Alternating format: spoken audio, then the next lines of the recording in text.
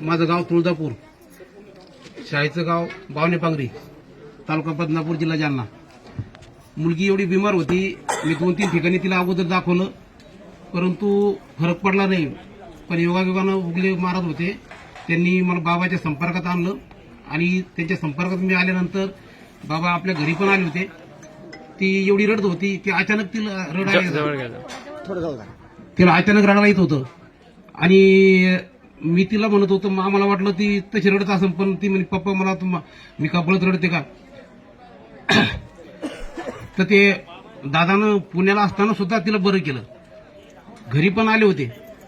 तिला 5-6 महिने ती परेशान झाली त्यामध्ये, पण आता एकदम ठीक आहे.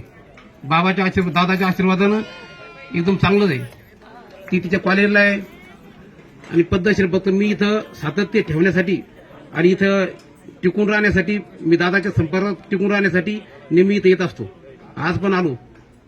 दादाचा सहवास असला, आशीर्वाद असला तर आपल्याला काही कमी पडणार नाही आणि म्हणून दादाच्या सहवासानंच आम्ही इथपर्यंत येतो. धन्यवाद.